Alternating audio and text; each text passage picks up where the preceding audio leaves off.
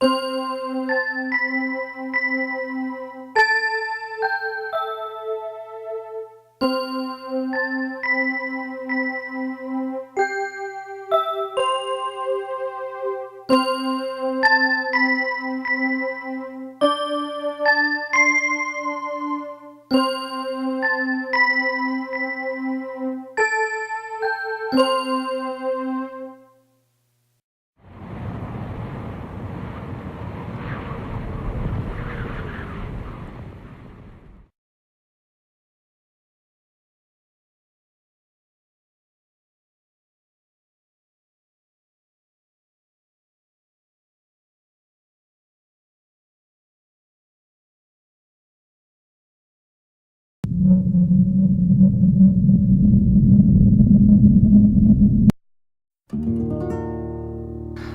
don't care what you say.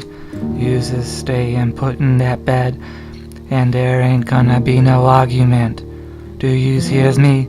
Yous just stay and put.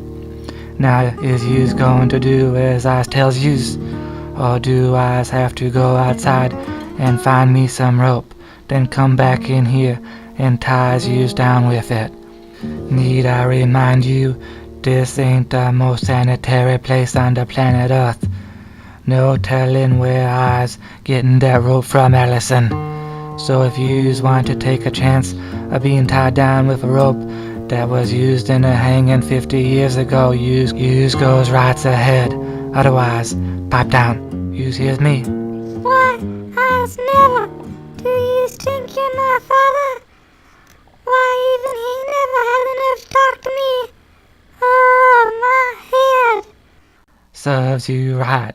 Getting drunk in your condition. At least a hangover will make keeping you in bed all the easier. The only thing good about it. If I had strength to argue the point, I would. Between almost giving birth and this headache, I've just forgotten what I was going to chew you out over. Thank heaven for small favors. No gentleman would ever talk to a lady like that. Show me a lady and I won't talk to her like that. Meanwhile, there's just you and me here. Why, of all the rude and horrid behavior, if I wasn't stuck in this godforsaken dump, if I wasn't pregnant, if I wasn't hungover, If you want a lot of things, you do a lot of things. I know. So right now you just pop down and rest. Hear me? That you's only had false labor is a miracle in itself. I don't want you getting yourself worked up to the point of actually getting into labor for real. The way you's been living, it's a miracle you's ain't lost this baby already. You's ain't gonna lose it neither, if I have anything to say about it. what's it to you? It's not like anyone who's ever passed through here has cared about me or my baby before. All of a sudden you pop in. Why should you be so different? Because no two grains of sand are alike. They may look alike from a distance, but you get close enough and you'll tell them apart. Huh? Why would anyone want to? Out here, what else is there to do? You're a strange one, Bunson. Okay, I'll be quiet, but not because you told me to. I never do what I'm told. I'll be quiet because I just feel like being quiet. Whatever the reason, ours is gonna welcome the result. Users must have been alone out here for a long time, huh? A large part of it. It's not like I get many visitors. An army supply truck runs through here once in a blue moon. A deserter comes by searching for a handout after I bonk him on the head with a frying pan. No, What's the matter with you? I've had one encounter too many with a frying pan, that's all. Well, serves you right. Shouldn't go sneaking up on ladies. Yes, yes, ma'am. Anyway, as I was saying, no, not too many visitors. Just stragglers and vagabonds. Nobody who stays for more than a day or two. Nobody whom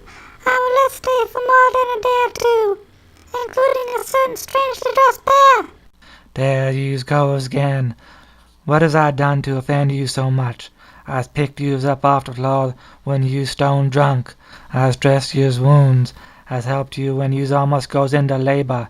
Stills, you don't trust me. It takes a lot more than a few helping hands to earn a lady's trust. Tells me about it.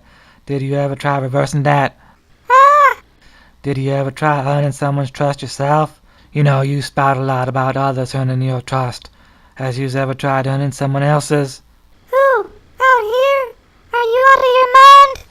Maybe people would stay around for more than a day or two if you didn't frighten them off with a frying pan.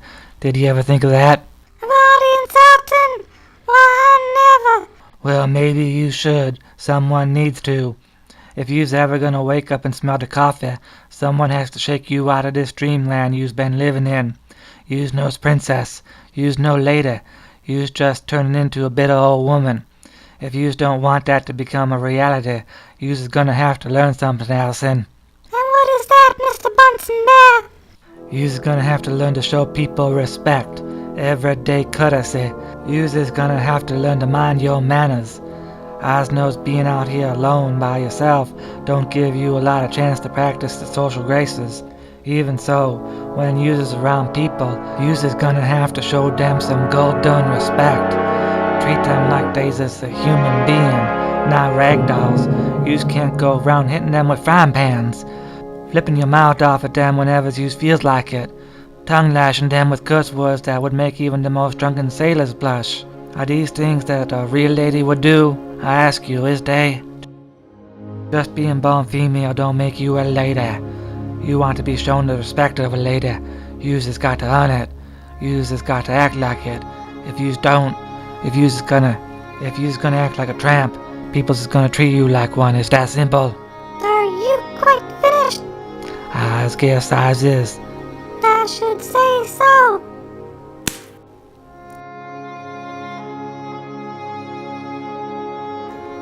You live my life, then you can talk.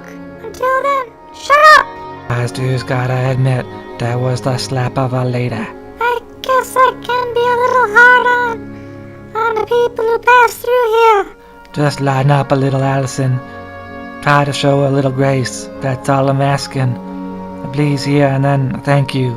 If a guy wants to kiss your hand, hold it out to him. Don't curl it up into a fist and belt him in the gut, for goodness sake. I have done that, actually. I ain't surprised. Maybe if you just listen to me talk for a while, you'll be a little more inclined to rest. Worst thing that would happen is you'd fall asleep. We both knows yous need that. With that in mind, let me tell you something about etiquette. We're visiting room 10 to see an exhibit on courtesy. May I present Mrs. Anderson and her son Bill, who is in the class. They too have come to watch to see if the people actually display courtesy. Watch how Pete and Marion act as host and hostess. They know that courtesy means showing respect, thinking of the other person, real friendliness. When Pete mentions the neat job Bill did on the exhibit, Bill is pleased. That's courtesy at work. You can see, too, that everyone in the class must have done a great deal of thinking about courtesy and much work to prepare these posters and the rest of the exhibit. Bill is especially proud of his part in the exhibit. The artwork on this large poster, ways to show that we are thinking of other people. We help to make our meetings with other people courteous by using such words as please. Whenever we ask for anything, it shows our friendliness and courtesy if we ask with please. On the other hand, thank you is a simple way to repay those who do things for you. Another expression we need all the time is excuse me. It lets other people know that you are thinking of them when you say excuse me. Still, another way to smooth your meetings with other people is may I. If you must interrupt, 2 words will show that you mean well. Simply, may I? Notice how pleasant and thoughtful Mrs. Anderson is as she expresses interest in Bill's ideas on the poster. Bill graciously shares the credit with his classmates. It was a joint project, he explains. during their study of courtesy. While Pete and Marion posed, Bill sketched the action. Please.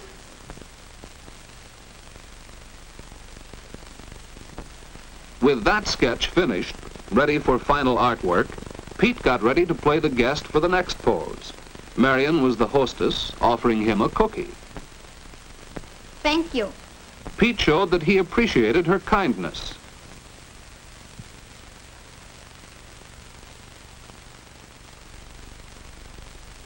For the next demonstration, they needed another chair to make a sofa, and they needed a telephone.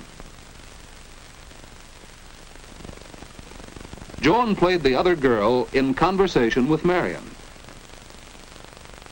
Marion had to interrupt to answer the phone. Please excuse me. She was pleasant and courteous as she excused herself. In the next pose, Marion had something important to say, or else she wouldn't have interrupted. May I? Marion is considerate of her friends. Besides these examples of courtesy, there are others. For instance, Mrs. Anderson's way of constructive suggestion. And notice how Bill begins his reply. It's really quite good, Bill. But don't you think these courteous ways can be used in more than just these 4 situations? Oh, yes, you're right, Mother. That's why we put the captions on the poster. We need them all the time. Yes, we do need these simple expressions all the time to show that we are thinking of the other person. On the table is a scrapbook, especially prepared for the exhibit. It also showed consideration of the other person. The exact form of an invitation letter may vary, but this is an example. Dear parents, an exhibit of our schoolwork and courtesy will be held in room 10 of the Sunnyside School on May 29th from 7:30 to 9 p.m. We hope you can come. Your friends, the class of room 10. Notice the details about place, date, and time, as well as a few words of cordial invitation. This type of invitation needs no acceptance, but the class prepared an example of one for their scrapbook. Dear friends, we thank you very much for the invitation to your exhibit in room 10 of the Sunnyside School on May 29 from 7:30 to 9 p.m. We shall be pleased to see your work on courtesy. Sincerely yours, your parents. A letter of acceptance shows all the same details to be sure they are correct.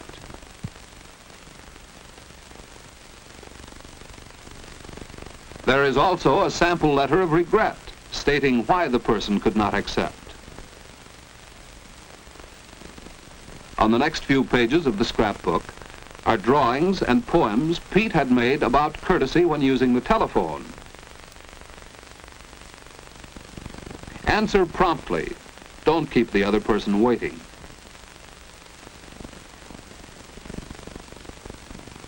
Friendliness is one of the main parts of courtesy.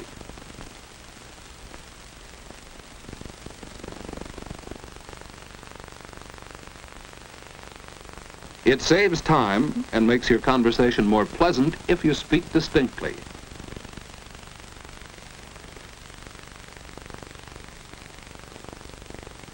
It's courteous to be brief. Someone else may want to use the telephone. So much for the scrapbook. Over here is a poster that another student made. Be a good listener. It pleases the speaker to know you are really interested in him. And then, too, you can learn much by listening carefully. Mrs. Anderson is being a good listener now, isn't she? And then there's the matter of introductions.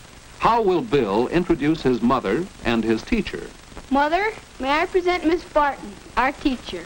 See how Bill shows respect to his mother by mentioning her first. Because she is the older woman, he presents Miss Barton to her. And he helps their conversation get started by explaining who Miss Barton is. It's so nice to meet you, Mrs. Anderson. Bill has told me how much he enjoys your class. He's learned so much about courtesy. How did you teach him to make such a polite introduction?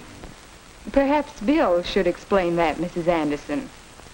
Well, in our practice in class, we learned that introducing people was just a matter of showing respect. Marion, I'd like to introduce my friend Pete.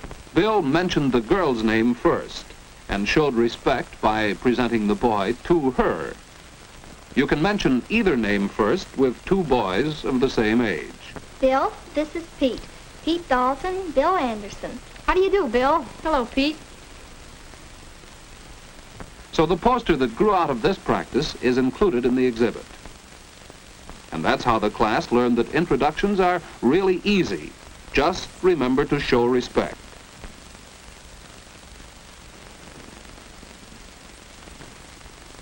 Besides showing respect, your introductions can help the conversation to begin. Notice how Bill's mother introduces her friends, Mr. and Mrs. Hall. Mrs. Hall, this is Miss Barton, the teacher in this room. Mrs. Hall is Joan Hall's mother. Miss Barton, as hostess, offers her hand. Next, Mr. Hall is presented to Miss Barton. And finally, Bill is presented to Mr. and Mrs. Hall. Remember the order? There's a technique to shaking hands. No one likes to have his hand crushed by a bear, nor to clasp one like this, sometimes referred to as dead fish.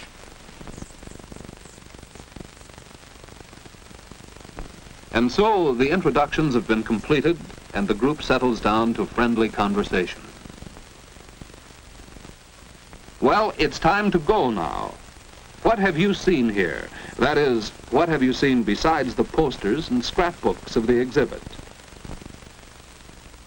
As you watch the host and hostess, their pleasant manner standing at the door to thank their guests for coming, as you see the guests reply graciously, you realize that it's the simple things, being friendly, thinking of the other person, and showing respect that make up everyday courtesy.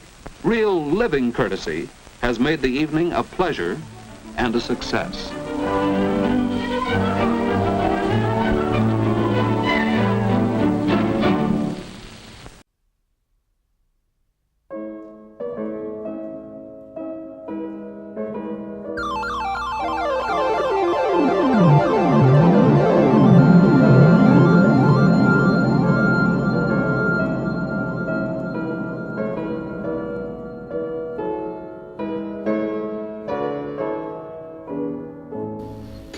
All right.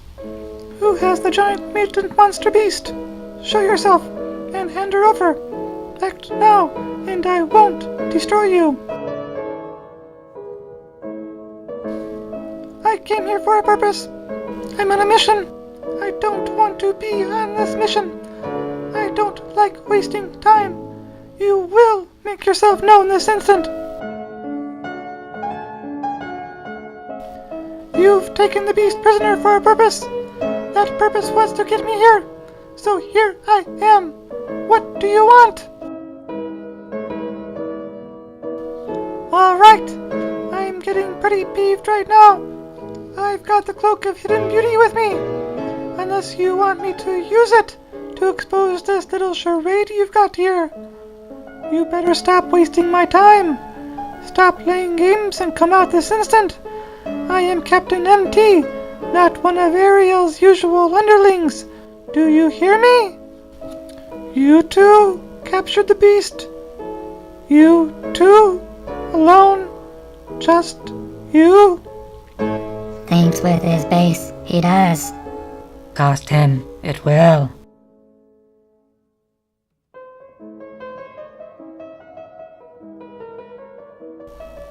Yes, a price, naturally. Everyone has one. What will it be? $50? $100? If you want more than that, I'll have to go back and get to the ATM. What, 1,000? If you want more than $1,000, I'm going to bop you on the head. The beast isn't worth more than that on a good day. On a day like today, she's not worth 500. Be glad I'm offering you a cool G. Money here we not use. A kind offer must we refuse. Great, just great. What do you want then? Please and thank you we must get. Shake our hand. Be kind, don't fret. You've got to be kidding me. That's all? Okay. May I please have the giant mutant monster beast? Thank you. Now can I have her?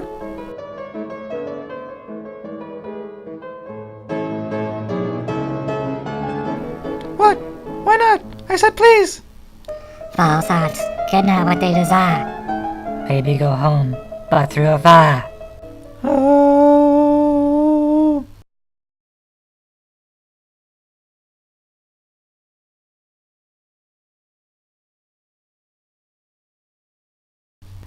You didn't imprison the beast, did you? Unless you change, you will see. Hopeless out upon your knees. Not with reason will you get out of here, this you bet. Mature you are, old maybe. Smart not so, this I see. Your word gets you very far. A little ways or to a star. I've got a bad feeling about this. Look on high. Learn right now, or else you'll not get out of town.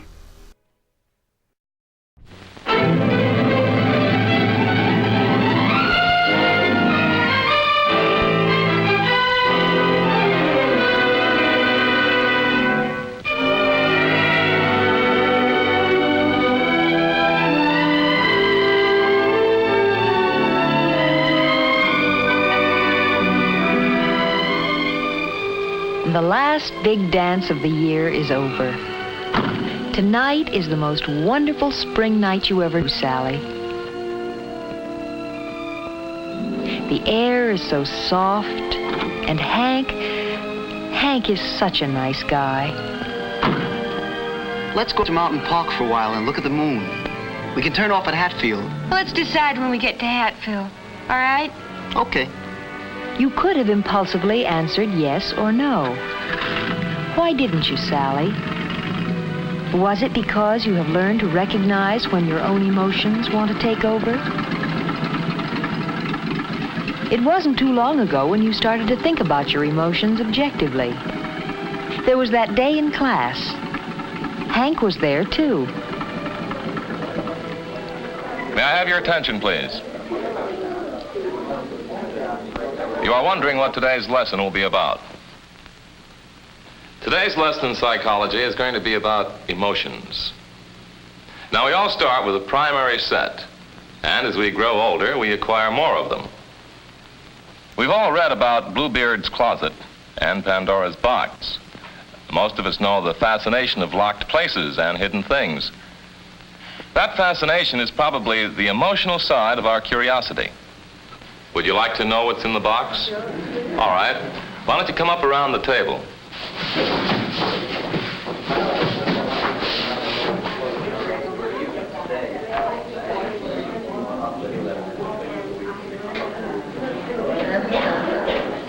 Where did you go?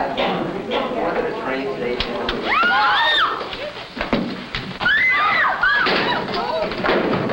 Oh, jeez. You've just experienced emotion. Unreasoning, illogical emotion.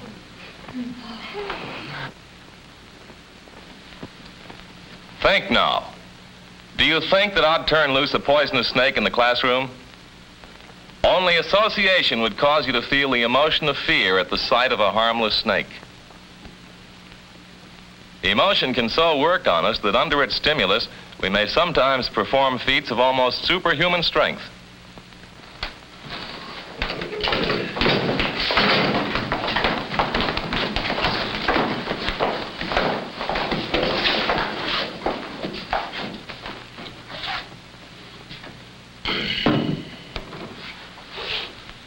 Now, would you like to come up around the table and see what's in the second box?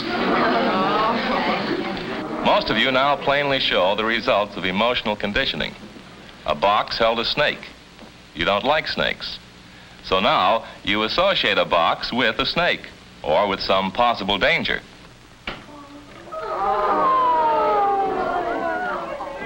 Many experiences condition us emotionally. A bitten child may fear a dog, or a howling dog may make us feel lonely. A train whistle at night, the ticking of an old clock, a word may bring an emotional response. Those puppies reminded you of your own Cappy. Cappy rarely changes his feelings toward you. He's friendly and loyal, and you feel the same way toward him. You wouldn't tolerate anyone hurting a single hair of his shaggy coat. Yet how quickly your emotions changed while walking with Cappy that afternoon.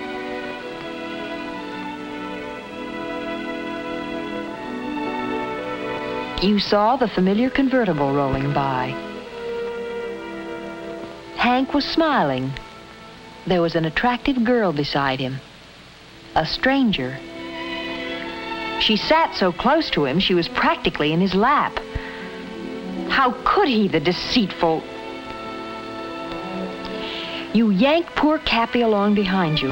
The Cappy you love. You were hurt, furious, and indignant all at once.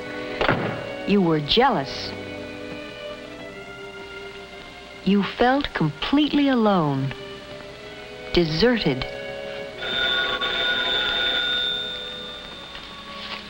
Any other time, you would have been the first at the phone, just in case it was Hank. But now jealousy had swept away your common sense.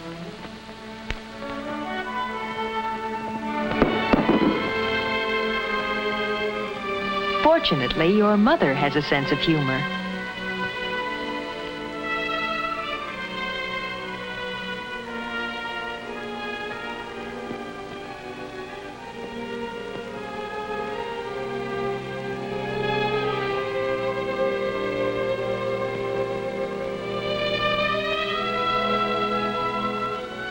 And you hoped Hank never found out what a fool your emotions had made of you.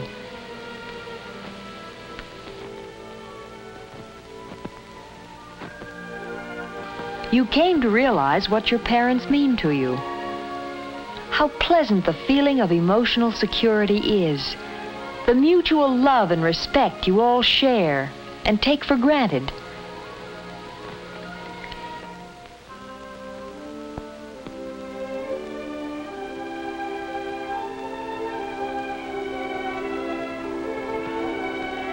Loving others and being loved is a good feeling, a feeling everyone wants to share.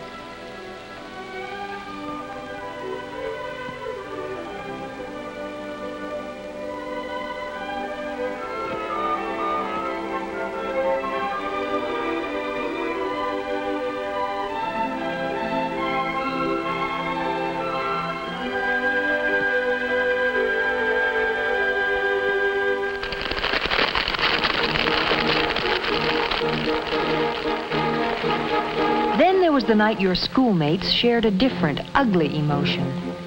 Hate. Everybody was whooping it up at the rally.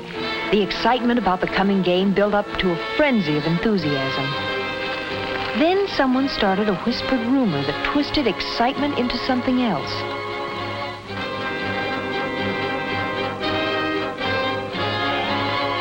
Made them pick that particular teacher's house? What reason did anyone have to start such a thing? As a stone smashed the window, you saw how hysteria turns individuals into a mob.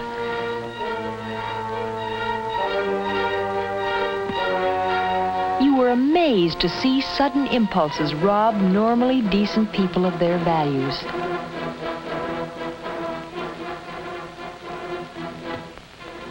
That night, you and Hank kept your emotional balance and remained rational. So you learned that it isn't always easy to think things out in the heat of the moment. And you'll never forget that day in the fencing class, Sally, when you found out how uncontrollable and intense emotion can be.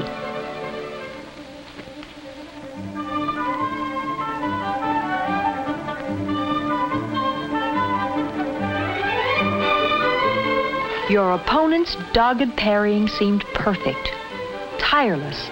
Again and again she moved just a little faster than you.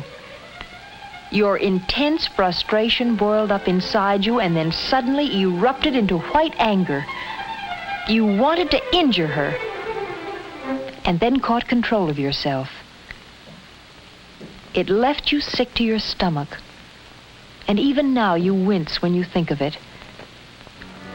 No, you never want to feel that way again, Sally. It wasn't easy learning to stop and think things out when strong emotion possesses you. But that's the real test of whether you are learning to handle your emotions. Let's just go on home, shall we, Hank? You're the boss. You're sure you won't mind? Of course I mind.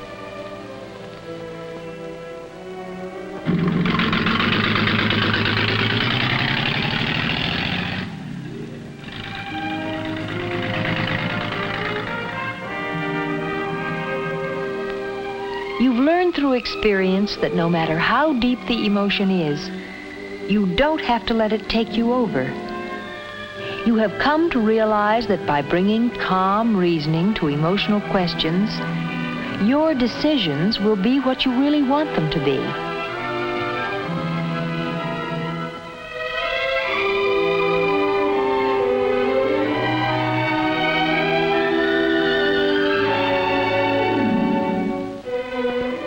You're starting to think about your emotions, Sally, and you are on the way toward emotional maturity.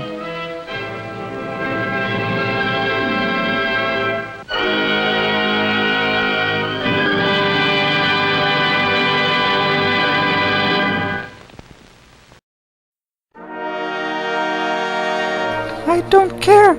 I didn't come here to be lectured to. I came here to be taken to the giant mutant monster beast. Not moralized to by two cloudhoppers I could easily stomp under my left foot. Now are you going to take me to the beast, or do I have to give you a new crack where the sun don't shine?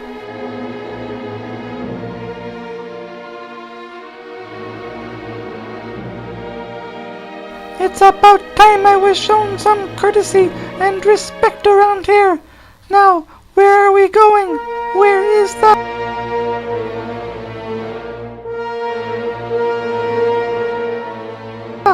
I'm not being taken to the beast, am I?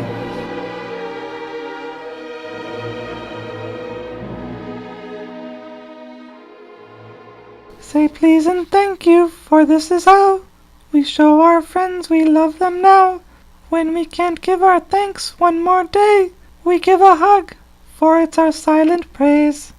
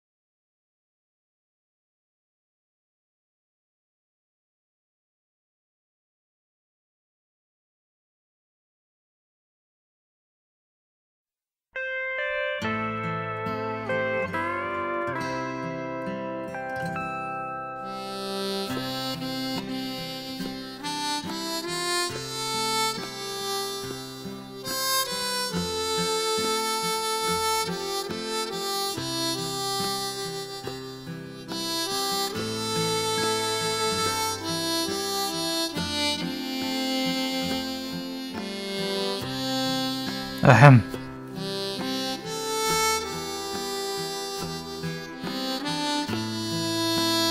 Ahem. Bunson, wake up. Huh? What is it? Shh. You don't want to wake her up. Benoit is yelling at me. Because she can't hear me, remember? Yes. What you doing here, Albert? The crisis has done past. She's fine now. Asleep. So was I. What'd you come back for? Your intervention changed Sister Bunson. That's fine. So, what now? She's not going to deliver in 3 days like she was? No, she's not. That's fine, just fine. Then maybe I can go back to sleep now and get some rest. You just don't know what I've been through with this woman in the last 24 hours. You just don't know. Maybe I do know. But you aren't going back to sleep now, Bunson. You don't have time. Why not, Albert? She's sleeping. She's fine. Why can't I sleep? I ain't sleep since I done got here. Because, Bunson, I don't know what you've done. I don't know what you've said. But somehow, some way, in the next 2 hours, both Alison and her baby will be dead. That's just... What?